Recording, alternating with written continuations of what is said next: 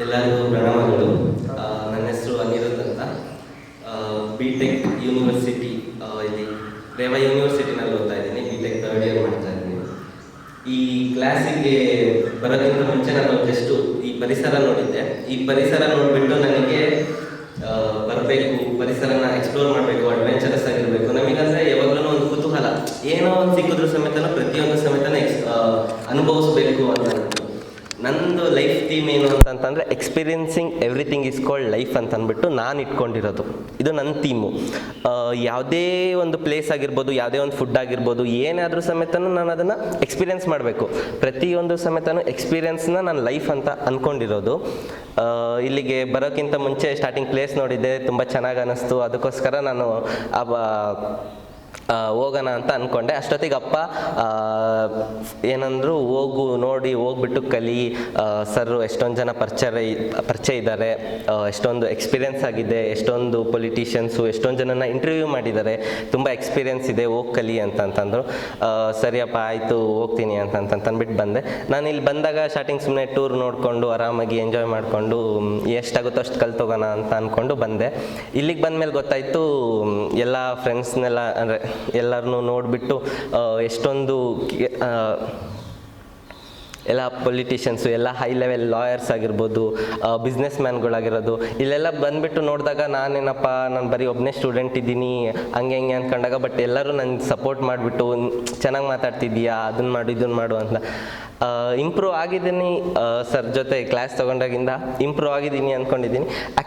ನಾನು ಏನಾದರೂ ಮಾತಾಡಬೇಕಾದ್ರೆ ಚಿಕ್ಕವನಿದ್ದಾಗ ಒಂದು ಸತಿ ಮೈಕ್ ಇಟ್ಕೊಂಡೇನೆ ಏನೋ ಭಾಷಣ ಮಾಡೋಕ್ಕೆ ಹೋಗಿದ್ದೆ. ಅವಾಗ ಏನು ಅಂದ್ಬಿಟ್ಟಿದೆ ಅಂದರೆ, ಜಾಸ್ತಿ ನೆನಪಿಡ್ತಿರ್ಲಿಲ್ಲ ನನಗೆ.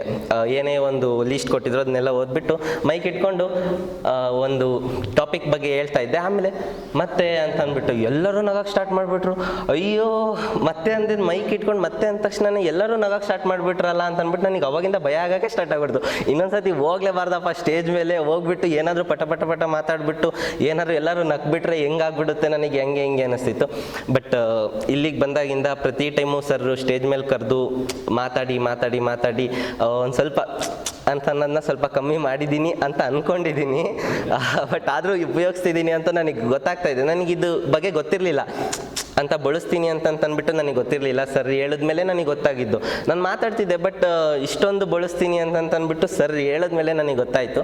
ಸರ್ರು ಇಲ್ಲಿಗೆ ಬಂದೋಗಿಂದ ಯಾವುದೇ ಒಂದು ಕ್ಲಾಸಿಗೆ ಹೋದ್ರೂ ಸಮೇತನು, ಪರ್ಟಿಕ್ಯುಲರ್ ಇವಾಗ ಪಬ್ಲಿಕ್ ಸ್ಪೀಕಿಂಗ್ ಅಂದರೆ ಪಬ್ಲಿಕ್ ಸ್ಪೀಕಿಂಗ್ ಬಿಟ್ಟು ಬೇರೆ ಏನು ಸಮೇತನೂ ಹೇಳ್ಕೊಡೋದಿಲ್ಲ, ಬರೀ ಪಬ್ಲಿಕ್ ಸ್ಪೀಕಿಂಗ್ ಮಾತ್ರ ಹೇಳ್ಕೊಡ್ತಾರೆ. ಇವಾಗ ಒಂದು ಅಡ್ವೆಂಚರಸ್ಸಿಗೆ ಹೋಗಿದ್ದೀವಿ ಅಂತಂದರೆ ಅಡ್ವೆಂಚರಸ್ ಬಗ್ಗೆ ನಾವು ಏನು ಮಾಡಬೇಕು ಅದನ್ನು ಮಾತ್ರ ಹೇಳ್ಕೊಡ್ತಾರೆ ಹೊರತು ಬೇರೆ ಏನು ಹೇಳ್ಕೊಡಲ್ಲ. ಇವಾಗ ಒಂದು ಟೀಚರ್ ಬಂದಿದ್ದಾರೆ ಅಂದರೆ ಅವರೊಂದು ಎಲೆಕ್ಟ್ರಾನಿಕ್ಸು, ಒಂದು ಏನೋ ಒಂದು ಸೈನ್ಸ್ ಬಗ್ಗೆ, ಬರೀ ಸೈನ್ಸ್ ಬಿಟ್ಟು ಬೇರೆ ಏನು ಹೇಳ್ಕೊಡೋಲ್ಲ. ಬಟ್ ಸರ್ರು ಪಬ್ಲಿಕ್ ಸ್ಪೀಕಿಂಗ್ ಬಿಟ್ಟು ಹಲವಾರು ಎಷ್ಟೊಂದು ಲೈಫ್ ಡೆವಲಪ್ಮೆಂಟ್ಸ್ ಹೇಳ್ಕೊಟ್ಟಿದ್ದಾರೆ. ಯಾವ ರೀತಿ ಅಂತಂತಂದರೆ ಪಾಸಿಟಿವ್ ನೋಡೋದಾಗಿರ್ಬೋದು, ಒಬ್ಬರಲ್ಲಿ ಒಳ್ಳೆತನ ನೋಡೋದಾಗಿರ್ಬೋದು, ಪ್ರತಿಯೊಂದರಲ್ಲೂ ನೀನು ಪಾಸಿಟಿವ್ ಹುಡುಕು ಅನ್ನೋದಾಗಿರ್ಬೋದು, ಆಮೇಲೆ ಸ್ಮೈಲ್ ಮಾಡು ಅನ್ನೋದಾಗಿರ್ಬೋದು,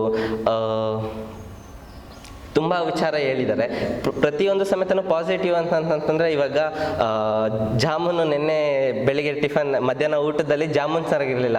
ಅವಾಗ ಜಾಮೂನ್ ನೋಡ್ಬಿಟ್ಟು ಅಯ್ಯೋ ಎಷ್ಟೊಂದು ಅಮೌಂಟ್ ಕೊಟ್ಟು ಬಂದುಬಿಟ್ಟಿದ್ದೀವಿ, ಜಾಮೂನೇ ಚೆನ್ನಾಗಿಲ್ಲ, ಅಯ್ಯೋ ರೂಮ್ಸ್ಗಳು ಚೆನ್ನಾಗಿಲ್ಲ, ಅಯ್ಯೋ ಅದು ಚೆನ್ನಾಗಿಲ್ಲ, ಇದು ಚೆನ್ನಾಗಿಲ್ಲ ಅಂತ ಅನ್ನೋದಕ್ಕಿಂತ ಪರಿಸರ ನೋಡ್ರಿ ಎಷ್ಟು ಚೆನ್ನಾಗಿದೆ, ಹಣ್ಣುಗಳು ಕೊಡ್ತಿದ್ದಾರಲ್ಲ, ಆ ಥರ ಪ್ರತಿಯೊಂದರಲ್ಲೂ ಸಮೇತನೂ ಪಾಸಿಟಿವ್ ಹುಡುಕು. ಎಷ್ಟು ಕಮ್ಮಿ ಜನ ಇದ್ದಾರಲ್ಲ, ಎಷ್ಟೊಂದು ಬೇರೆ ಇದು ಟ್ರೈನಿಂಗ್ ಸೆಷನ್ಸಲ್ಲೆಲ್ಲ ಎಷ್ಟೊಂದು ಜನ ತುಂಬ್ತಿದ್ರು.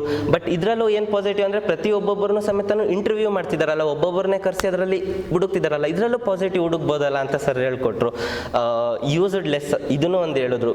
ಯಾರೋ ಸಮೇತನೂ ಯೂಸ್ಲೆಸ್ ಅಲ್ಲ, ಪ್ರತಿಯೊಬ್ಬರೂ ಯೂಸ್ಡ್ ಲೆಸ್ ಆಗಿರ್ತಾರೆ, ಅವರನ್ನ ಕಮ್ಮಿ ಬಳಸ್ಕೊತಾ ಇರ್ತಾರೆ.